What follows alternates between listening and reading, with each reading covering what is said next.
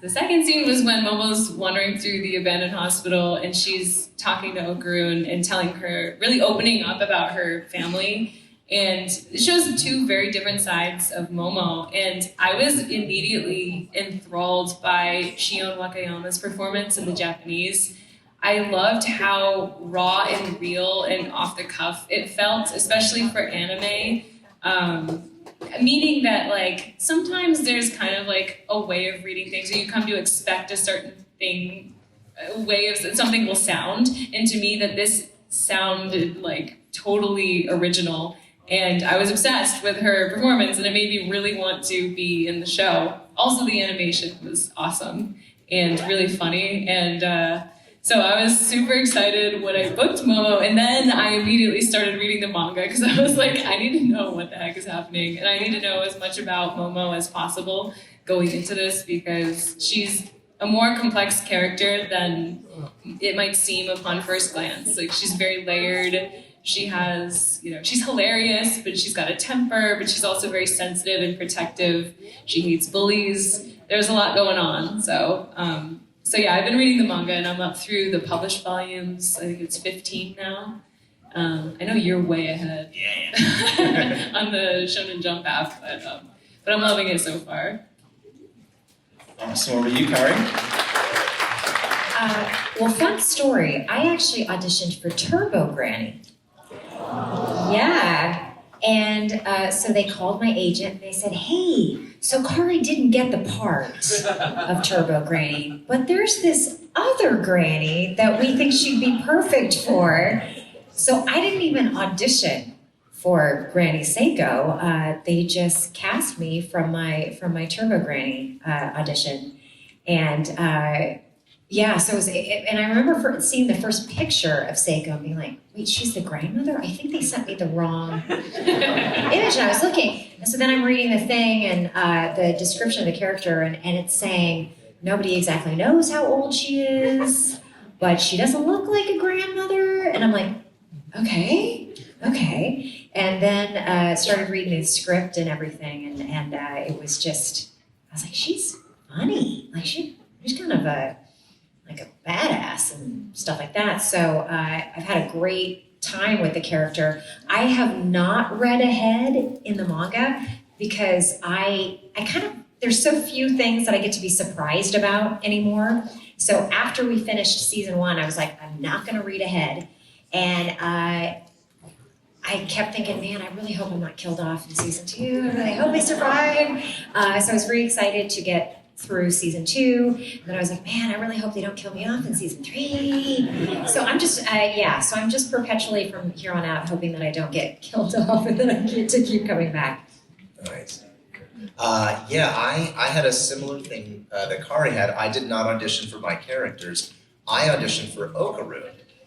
And my audition for Okaroon was terrible. It was super bad. I was just like, I don't have a good voice for this character. There's somebody else out there who's going to be way better for this than me, but I want them to think about me for like other roles maybe that might come down the pipe. So I'm like, yeah, I'll try out.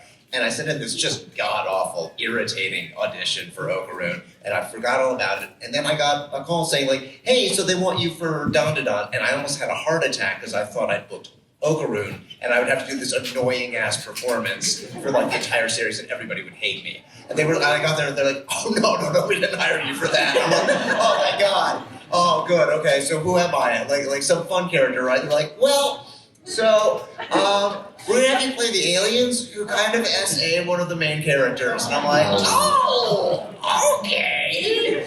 And as throughout the recording process, they kept pausing the episode on this one shot of like the dude with the giant robo penis out, and I'm just like, can you please take that off the screen while you're talking to me? And they did, and then they switched it to a different shot of my character pushing Momo's legs open. And I'm like, you guys are doing this on purpose, aren't you? And they just kind of went like, yeah, we know he's uncomfortable, but no, it was really fun.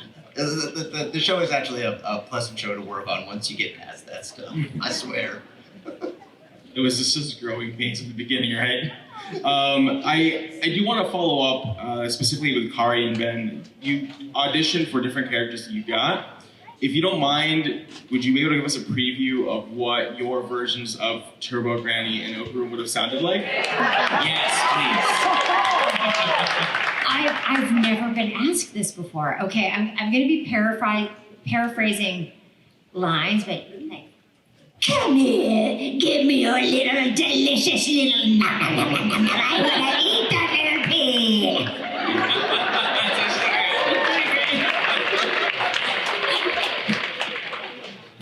And I don't remember exactly what I did. I think it was something just along the lines of, it was really just awful thing. Yeah, or something along those lines. Ben, you are incredibly talented. I'm glad you beat Okaroon. You and me both, brother. I still remember when we started recording though, and I was like, oh, who's voicing the alien? And then our director was like, oh, there's a bunch of them. And I was like, oh. And he's like, and they're all Ben. And I was like, what? It's crazy. It's very impressive, yeah. All of them. He's all of them. Yeah, every single alien is Ben. All different voice. Impressive. Hopefully you got a decent rate for each alien, like Alien 1 gets one rate and Alien 2 gets another. Yeah, all kidding aside, Ben does a great job. No, Ben's amazing. Very nice. Can we get a round of Ben? So this show is full of, and you've already said a few already, but this show is full of so many memorable lines. Some are very out there. I'm curious to know, what is your favorite line from the show? Whether it's something you've performed yourself or something a different character said and you just kind of attached to that. Whoever wants to start.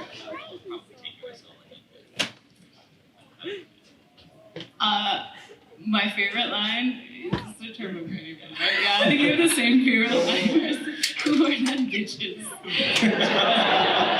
It's just because I don't know if it's gonna get better than that. It's so funny. But my favorite line that Momo says, I think, still is, "Want me to feed you while you get swole?" I think it's so funny. It's just like out of nowhere. Like, He's like, what? he's like, huh? So caught off guard. Anybody else? Oh, I guess I'll go. Okay. Honestly, I won't do this one because it was very strenuous to do. But when Okaroon is fighting Evil Eye in the second season and he counts to 20 like 5 times, that was a ton of fun to do. My other one though is also in that same area with Evil Eye, and he goes, "You're gonna get such an ass whooping. No one hits Momo."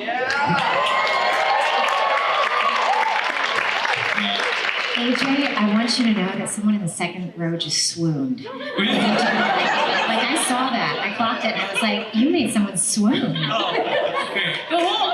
Honestly, at the premiere, the whole audience swooned when that line hit. I was nervous for that line. I was like, did it come out yet? The reaction was insane. It was perfect. I'm gonna embarrass her. Her name is Brenda.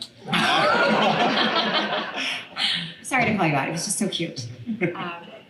Mine is just, Seiko turns around, she just walks out of the room and she's like, I gotta go talk to a guy about some ball intel. And I swear that line made me laugh so hard. And then I went and I did a convention and a fan came up and made me a bracelet that said ball intel. And it is one of my most cherished possessions. It was like the best thing ever. So sweet. Yeah. My favorite, it's not really a line. It's actually just Momo and Okaroon screaming in unison. I don't know what it is, but like AJ cracks me up every time he has to scream at the top of his lungs. It's some of the funniest stuff. Great reaction. Yeah, AJ screams are the funniest. Yeah. That actually is a perfect transition to my next question. There is a lot of screaming in the show. Now, as professional voice actors, how do you protect your voices from all of those screams? Because obviously you're going to be doing a lot of screams back to back to back and then expected to deliver your regular lines, right? So how do you protect your voices when working? Whoever wants to start. It's really hard. I think like it's hard because I think especially for a show like DanDaDan, you can't pull punches with your screaming. Like it has to be, you have to give 100%, otherwise no one's gonna buy it, you know? And when you hear the performance from the Japanese cast, it's like, you cannot half-ass the scream. You can't. It's gotta go 110%. So it's a lot of screaming and a lot of kind of budgeting the screams is how I managed to get through like season 1 and 2, where I'll be like, you know, because we also record other things outside of DanDaDan at the same time. So like I might have a session after the DanDaDan session that I have to scream my lungs off. So some days I'll be like, okay, I can scream like 3 screams today, and then I'm gonna have to save the rest for the next session. And then try to get as much vocal rest in between as possible and just like not talk, but it's really hard. Yeah.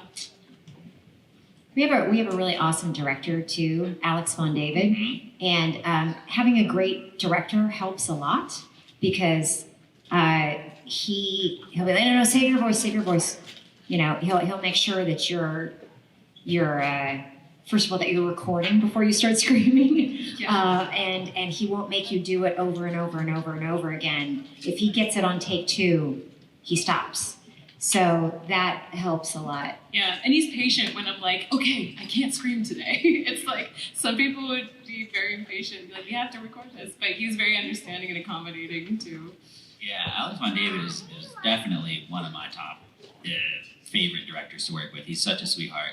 We also had an amazing engineer. Her name is Keely, and she's really good at her job and made sure, like, sometimes I'd be like, is that good? And she'd be like, I'll make it work. And then she makes it work because she's awesome.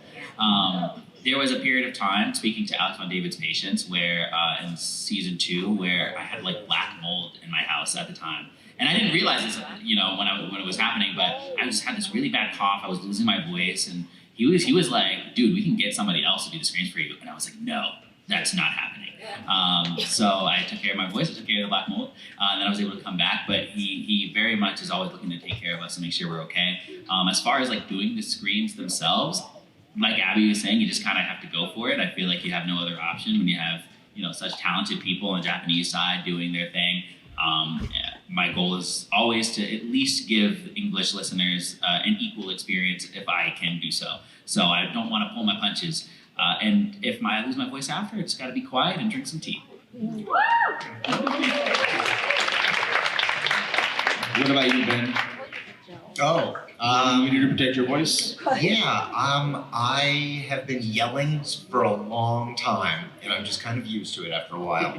But yeah, drink a lot of water, a lot of, we call it nimjam. It's basically, it's a Chinese cough syrup that's like all natural, and we'll just kind of chug that stuff too, and lots of vocal rest. But yeah, you can't, you know, there's certain types of yelling, like there's like that sort of death metal scream where it's like a fake yell. If we do that, it sounds fake. It doesn't, it works great for music. It does not work super great for like our roles. So if our character has to just scream at the top of their lungs, it has to sound out of control and painful because that's what the character's going through. So, you know, we just kind of suck it up, and hopefully maybe they'll let us do the yelling at the very end of the session and just do the talking at the beginning, you know, that kind of thing. But yeah, just take it.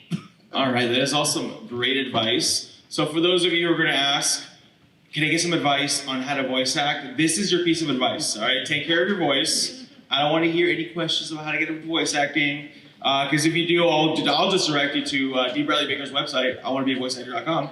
Any other questions about voice acting, go there. All right, that said,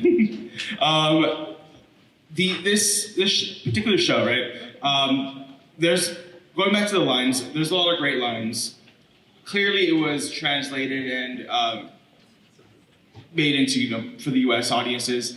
How much influence did you have on those lines? How much, were you able to improvise at all when translating them over? Or did you stick strictly to the script?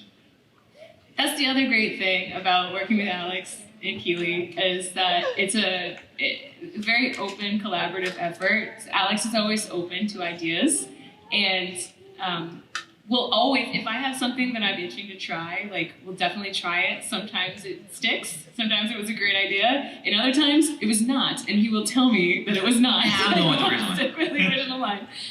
But yeah, like, we all have, you know, things that we throw in here and there, our little bits and pieces. Yeah. It's really hard to improvise with anime because on one side we have the mangaka who wrote it, and then they translated it for the anime and they did their thing in Japan, and then they send it over here and we adapt it as best we can, but we still have to try to get as close to the original as possible. You want to be careful about switching things up too much because then you're kind of making it your own and it's not ours. But like Abby was saying, when we can, play around a little bit, Aleks is very open to it, and it's nice that way. Yes. Yes. I feel like he let us play with just interpretations of the lines. Like I don't know that we got to rewrite lines, but like I would add a lot of sighs in my line, like I guess I started adding as much of that as I could get away with, and he kept letting me add kind of just a little extra zhuzh to Granny Seiko.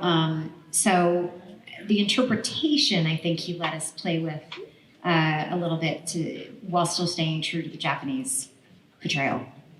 Yeah, there are some shows where the producers will have a death grip on the adaptation, and they're like, these are the words, do not move from this. Sometimes it's even, this is what they said in the manga, and we want, even if it doesn't fit, say it anyway. And we'll just be like, all right. And then you'll have other times where it's a lot more collaborative, and we'll be tossing out ideas. And this show, I'd say, somewhere kind of in the middle. They're pretty tight on the translations, but there's like a little bit of wiggle room, and we can just kind of use that to find like our own places to insert like how we feel the characters might say something. But we're pretty close to the Jap on this one, I think. Yeah.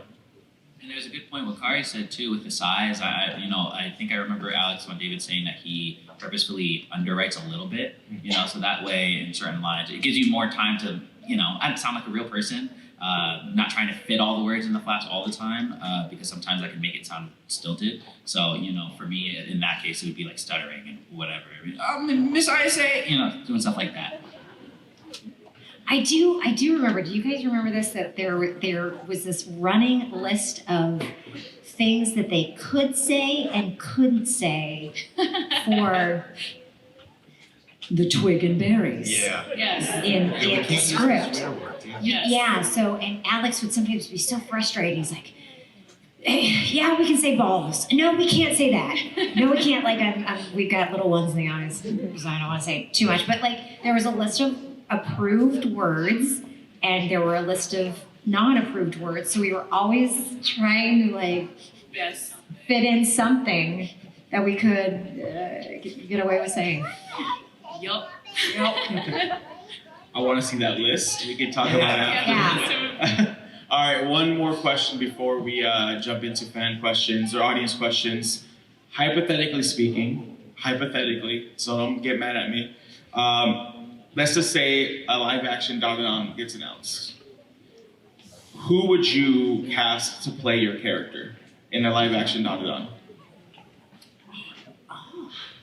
That's so hard. Like, I feel like I need to go to Japan and audition some girls for Gyaru type. Yeah, I need to super go important. in. I feel like there's an undiscovered actress out there who's gonna crush Momo in live action. That would be so cool. Yeah, ideally, all the actors are Japanese, takes place in Japan. But if we're going with like you said, a hypothetical Hollywood, maybe like Michael Cera, like young Michael Cera. Really funny. I like that actually. I like that a lot. Young Michael Cera for Okaroon. Let's do it. You guys, I'm gonna spend like way too much time thinking about this question now, because I'm like, who would Granny Seiko be played by? Transform form would be like Andy Samberg. You evolved to Andy Samberg. Oh my god. Let's do it. I like that a lot. Anybody else want to throw one in before we jump into fan questions? I guess I would say Rami Malek. I think he's great at playing some disturbing characters. Just a bunch of really handsome aliens. Yeah. If we're casting handsome aliens, we go Van Diskin. All right. With that said, we have two microphones, one on this side, one on that side. So please line up.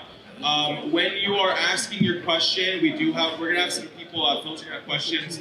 Please keep it appropriate. Keep it respectful. They're human. Yeah, I'll cut you off if you're being rude or anything. So just be nice. That's all I ask, really. So let's see, who goes first? All right, Miss. I know who you are. Ryan, what is your question, sir? First up, good job, Jimmy. Oh, thank you. Thank you so much. So my question is for all of you guys. Since DanDaDan explores the paranormal and supernatural, what is your guys' one by one? What's your guys' favorite horror film or horror franchise? Saw for me, probably. Yeah, those are cool. I'm hard pressed to pick one because I like a lot of them, but I'm kind of into the retro horror, so maybe Nightmare on Elm Street. You know, I met that guy, Robert Englund. I worked with him. I thought that I knew him because I'd just seen all of those movies. That's hysterical. I worked with him too, and it's like one of the only times where I fangirled a little bit. Like, I fangirled a little bit. Cool. So He's nice, so too. cool. And then I ran into him and I found out we were at the same agency. Anyway, sorry. Hollywood. Young Frankenstein. I also want to shout out The Shining, and then Dr. Sleep, directed by Mike Flanagan, who also did like Haunting of Hill House and Midnight Mass. It's two of my favorite shows of all time. So some other shows. I'm out of place. I don't watch horror or anything because it scares me. I'm a baby. But I recently watched Alien for the first time, and I really liked it. So it's really shot incredibly well. So yeah, I think I'd go with Alien. I like that a lot. I'll just throw mine in. I like Ghostbusters. Ghostbusters. I count it. Yeah. All right, thanks for that question. It's a great Thank you. Dually mics. Hi, my name is Adrian. It's been a pleasure to meet you all this weekend. Can you speak more into the mic? Thank you. It's been a pleasure to meet you all this weekend. I just want to say, in my opinion, it's one of the best dub adaptations of anime ever. So thank you so much for your work. As the series progresses, even past the anime, it's not just about the love story between Okaroon and Momo, but there's a lot of things about chosen and found family as the cast gets bigger, where these characters could feel themselves, their flaws included. So what is something that you appreciate about your character, including your flaws, or how do you relate to them? Good question. Yeah, that's actually like thematically, that's one of the things that drew me to anime in general is like there's often that theme of nakama, like friends and found family, and like you really feel that in this show. And I love how Momo, like even though when like she and Ira have her differences, obviously, but she can set those aside for the sake of the group, and you know she's willing to apologize to her and to let her try taking leadership. And I really like her for not just like brick walling people, but she's like giving people chances. And yeah, it's one of my favorite Momo qualities. That's what DanDaDan's all about, you know. And I think for Okaroon, I related a lot to him when I was younger. You know, when I was in high school, that idea of like, you know, I don't know if I'm deserving of friendship or love or these things, and that's how he feels. But the truth of the matter is that there's always somebody out there. You just gotta find them, and he's lucky enough that he's surrounded by people now. He has Momo, Ira, and Jiji, and they're all kind of outcasts or misfits in their own way, right? Like Jiji's kind of doesn't belong anywhere because he's a little too silly for the jocks and too intimidating for the silly people. And Momo's Gyaru, she's popular, but she's different still, right? And I think that's part of the reason why she stood up for Okaroon at the beginning, because she knows what that's like being made fun of too, because she used to, you know, do the whole like chi thing with her grandmother when she was younger, got made fun of for that. It's just this idea that if you're willing to let people into your life, no matter whatever preconceived notions you have, you might be surprised, and I think that's something that we can all try to remember. You know? That's a beautiful answer. Very well said. I love that, you know, Seiko, for as dry and over it as she acts, gives so many of these characters like a soft place to land. Like she's always inviting them into her house, and so it just gets to be this bigger and bigger group of misfits that are just like crashing in her living room and everything. And I really love the scene where she's, saying to Okaroon, well, if you want to thank me or something, don't worry about it. Just pay it forward to somebody else. And there's something very powerful about that that I found very compelling. I play all of the terrible characters. I have no good answer for you regarding them, but I echo their sentiment regarding the other characters. Awesome, thank you so much for your question. Thank you. Hi, it's glad to meet you all. And then I'm a big fan of DanDaDan since last year. And then I have a question for everybody. So, what is your favorite episode from DanDaDan record, and why? What's your favorite episode of DanDaDan and why? Might be the ballerina, episode 7, the really dark one, actually. I like the fact that a show that's so strange and out there can then just pivot on a dime and make you feel everything. And it was a really remarkable display from the creators of how much range they can get out of this show emotionally. It was really great. Yeah, that was a great episode. I also really like the exorcism episode from season 2. Just that it's like the most epic A&B I've ever seen. It's awesome. Yeah. It's so hard to pick. I would probably also choose the ballerina episode. Like Ben was saying, it's so expertly done. It's such a work of art. And then the episode ends and you just get like happy, cheerful ending music. It's just the perfect way to describe DanDaDan because it's such a roller coaster. But that ballerina episode, episode 7, I believe, of the first season was incredible. So. Awesome, thank you so much for your question. And as I look at the time and I see how many people are waiting in line, just moving forward, direct your question to one person at a time, just so we can ensure that as many people are able to ask questions as possible, okay? All right, so who's next? On this side, right? Hello, friend, what was your name and what's your question? My name's Raul, and my question is going to be for AJ. So, AJ, I talked to you earlier, and I was kind of going into how I saw you like 2 years ago, and how, honestly, not just DanDaDan as an anime, but all of anime in general has really blown up into popularity, and how voice actors nowadays are becoming like household names. Like, you guys aren't just a screen behind, you guys aren't just a voice behind an anime. You guys are real people that people are starting to connect with. And, I'm a little younger, but I'm sure you all have been voicing anime or watching anime for years. My question was, like, how does it feel seeing, anime progress in general? Man, that's such a good question. It's so weird because when I was younger, I remember drawing like, manga, I guess, but drawing like, anime characters for myself, like in school, like in middle school. And then no matter what it looked like, everyone was like, is that Naruto? And I'd be like, no.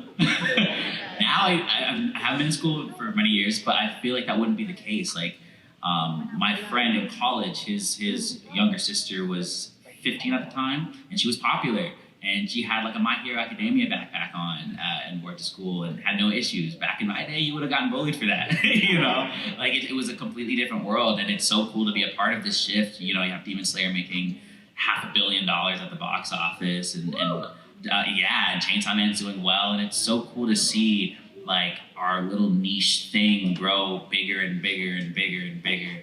And I'm glad it's just so much more accessible. It's like on Delta planes now, like Crunchyroll's on Delta now. It's so weird. And to be a part of that is insane. I've had a few people recognize me, like just walking around in life and everything, and everyone's always so sweet, and it reminds me how beautiful this community is, and I'm grateful to be a part of it for sure.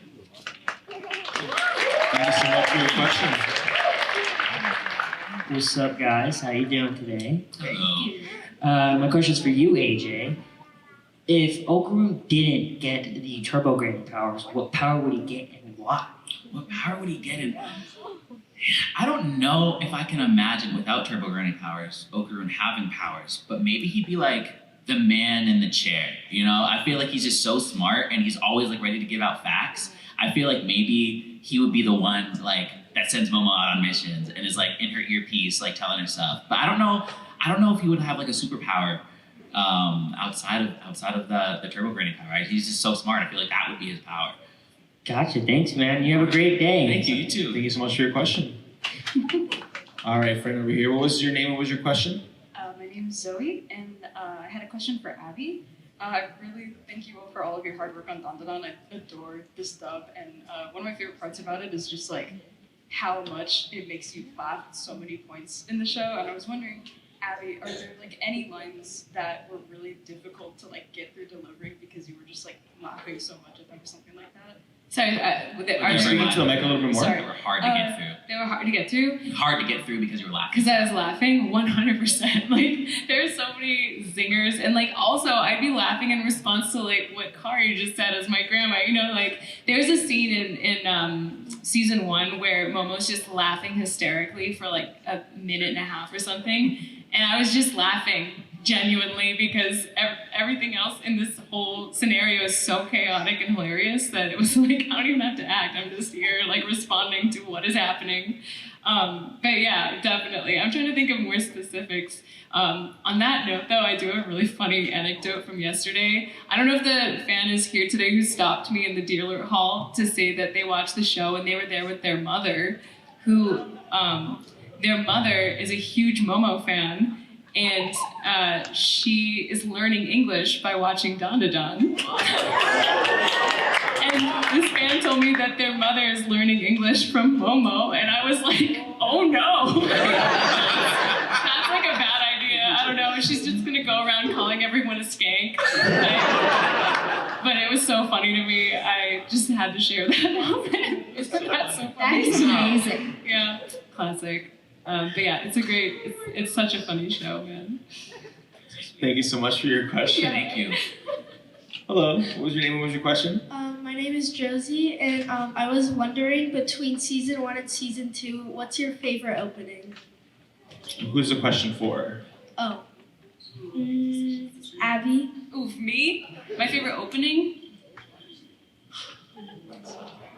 I have to go with the because it's like written for it's got so many references in it that it's I don't know, it's just such a masterpiece. And also just the way that the internet grabbed that and just like blew it up overnight was kind of insane. I was blown away by how fast that song just like gained traction and exploded. Yeah. So I'm gonna have to say Creepy Nuts. Creepy Nuts. Yeah.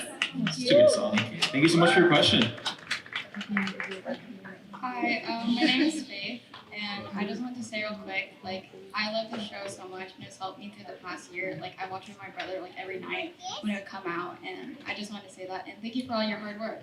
Wow. Thank you so much. Thank you. This question is for AJ. Okaroon's voice changes a lot between his normal self and when he's possessed. How do you find the balance between the two? With help, honestly. So what's the great thing about Bang Zoom, which is where we record it, is that they always save like a line or something, or maybe a couple lines from our recording to play for us before we start. So that way it can remind us what the character sounds like, and that's because, like Abby was saying earlier, we do other roles outside of DanDaDan and everything, and sometimes you can just get things mixed up and forget where it was placed and blah blah blah. The same thing happens for my for the transformed voice, and I genuinely know where those two voices sit. However, Okaroon's all over the place. Normally, you do the first episode, and within that episode, they can take those lines out. It took us like 4 episodes to get a solid reference down for Okaroon because he was whispering, he was screaming, he was elevated. It was really hard to find a place where he was just talking normally. But eventually we did. But usually he's there with me to help guide me and let me know when I sound a little too AJ, he says, when I'm doing his normal voice, a little too cool, maybe too close to Turbo Okaroon. With Turbo Okaroon, should I sound more whatever? Or should I have a little bit more energy? Just a little bit, not much, because he never has too much. He's helping me out the whole time. So it's mainly him. As far as like placing the voice though, it's actually easier for me to do his turbo voice because it's way more chill. It's down here and he stays here the whole time. But when he's like his normal form, he's always this elevated screaming, "That's how I say, oh," and sometimes it sounds like Morty, you know? So it's just, he's all over the place, but he helps me the whole time. Alex Von David, our director. Thank you. Of course, thank you so much for your question.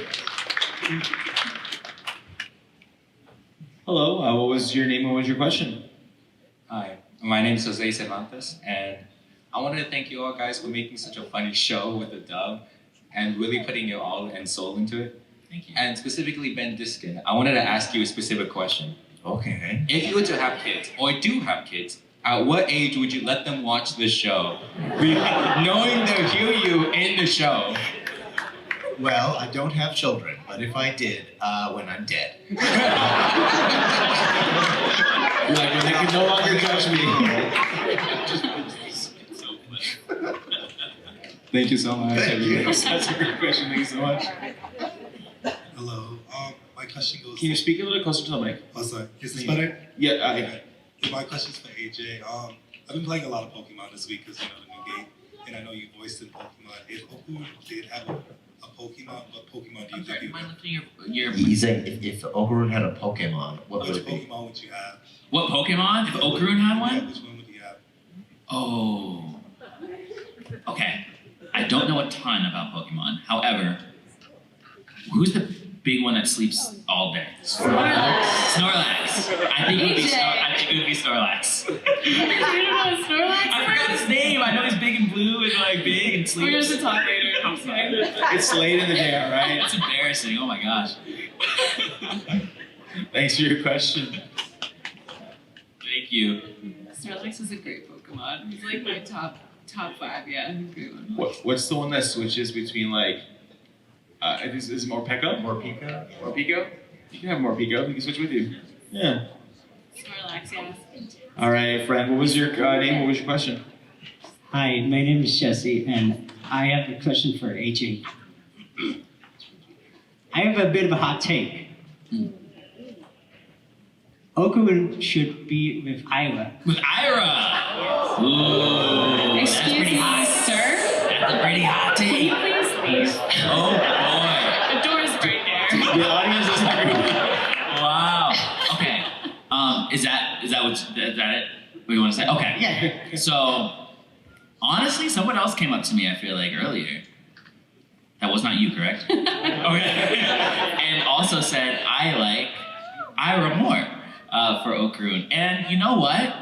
I don't agree, but I see it, and it's there's something really cute watching these episodes with all this stuff going on in the background. Everyone's so crazy, and Ira's just kind of blushing, looking at Okaroon, and I'm like, dang it. No, you're not gonna get me. But, you know, Ira's really cool. So you know what? I don't judge you too much for that. Yeah. Just a little bit, though. Yeah, just a little. Also, I love Okaroon. He's my goat. What do you say? He's my goat. He's your goat? Let's go. Awesome.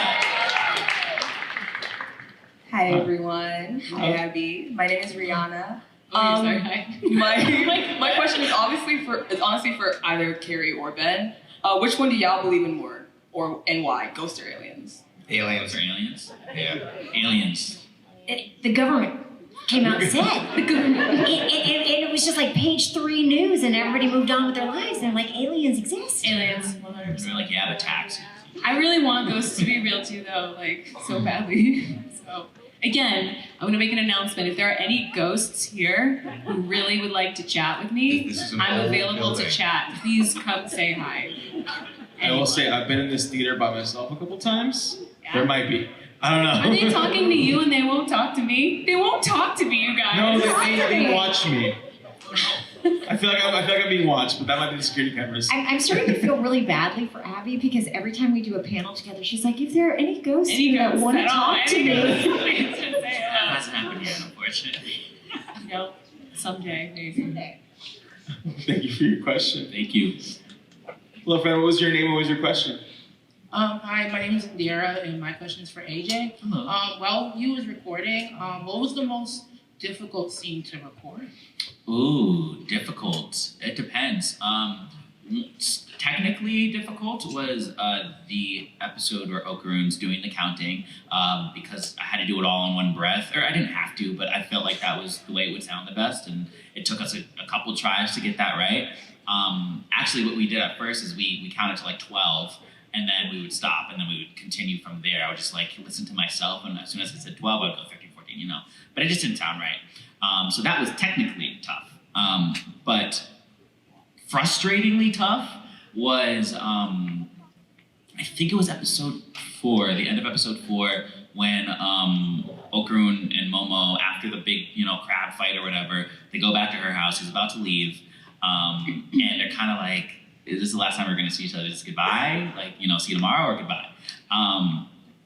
And that was really tough because it was the same 2 words, or 3 words, goodbye or goodbye, for like, what, like 6, 7 cues, something like that. It was a lot. And having to get those differences in there just through the performance or through the way we said it was a little difficult, at least for me. And I got really frustrated to the point where we had to take a break because I was just like, oh my God, we have it. And I knew we didn't have it, but I was just kind of annoyed. And then I think we had waited a little bit.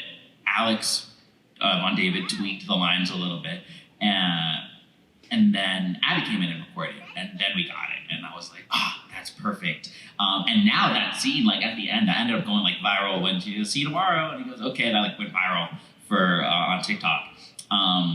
But that one was really, really tough for me to get through because I don't know, it was just hard. I wanted to do a good performance, and it's hard to do that with only a couple words. Thank you. Awesome. Thank you so much for your question. All right, who's next? Love friend, what was your name? What was your question? Hi guys, my name is Ari. I'm a big fan of the show. Thank you so much for everything that you do. Thank you. Thanks for watching. Thank you. I had a chance to see you guys at Anime Pasadena too. But I wanted to ask Abby a question. More so, I was really curious about the screening. Do you ever feel like you're gonna blow the mic out? And if so, like in terms of going 100% for it, how do you communicate? Like, do you communicate that to your engineer, or? Well, so the engineer, like, they have the script too, so they know when there's screaming about to happen, and like they'll prepare for it by like, you know, gaining down. There's also on a lot of microphones, there's like a pad feature where you can flip a switch and it knocks it down, so there's extra buffering so that, I don't know. But I'm also, like, I'm not Bryce Pappenbrook. I've never broken a microphone in my life, so I'm usually like, okay, as long as the engineer is aware that a scream is coming, like, I can go 150% and I'm not gonna ruin a microphone. Okay, thank you. Yeah. Thank you so much for your question. Thank you. Hello, what was your name? What was your question? Hi, my name is Owen. I've been reading DanDaDan for like years now, so I think you guys did a really Can you put great the mic job. a little bit closer to you? Thank you. Thank you, Ellen. Sorry. No, you're good. So I've been reading for like years now, and I think you guys did a really great job versus a lot of other shows I've watched in my life get translated. So my question is for Kari. If you were to come into position of Okaroon's balls and you had to keep them safe from the yokai and the aliens, where and how would you keep them safe? Oh, where would I keep them? Maybe in my cat's litter box. Would you look there? Probably not. Either that or maybe in the freezer. Freezer? Like, wouldn't they look for a golden ball in a freezer? Even preserved. Yeah, right? And it would shrink too. Nice and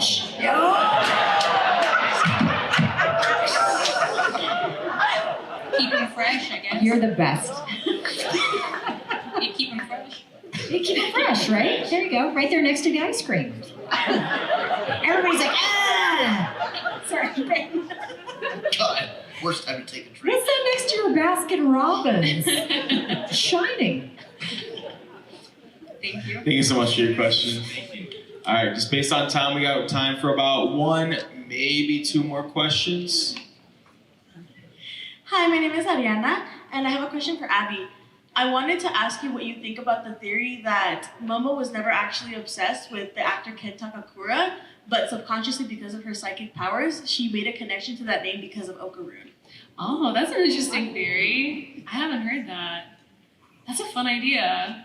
I wonder if that's gonna be lore that's revealed at some point, or if it's just she's obsessed with the actor Ken Takakura.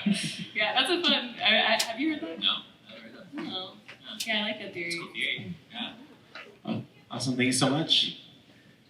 Hello, what's your name? What was your question? Hello, my name is Marco. This question is for Abby. You voiced Momo, the Zinger Queen. So when it comes to her, is there any line or outtake or bloopers that you kind of wish made it into the show but didn't? Oh man, none that I can think of off the top of my head. Yeah, there's a lot of really funny dialogue. I can't think of one specific to Momo, but you know how Kari was talking about we're limited in what we're allowed to say in the show. Sometimes I wish we were allowed to say certain other cuss words that weren't, they had to get cut. So I'll just leave it at that. You can imagine what. Thank you. Awesome, thank you so much. And that is just about time. So can we get a round of applause for the cast of DanDaDan, please? Can we also get a round of applause for the volunteers and the convention staff? Especially the Civic Theater staff that has to put up with me. And before they go, going down the line from Ben and ending with AJ, can you remind the people where to find you online?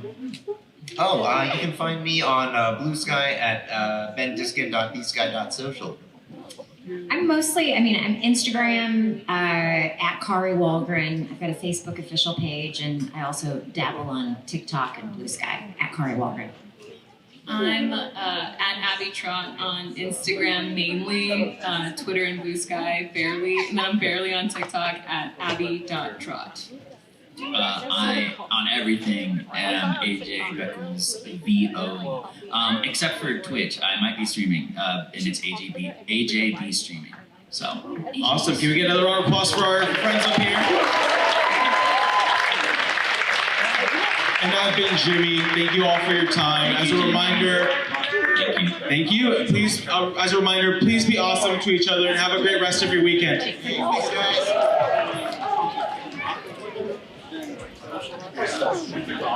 He really is the greatest moderator.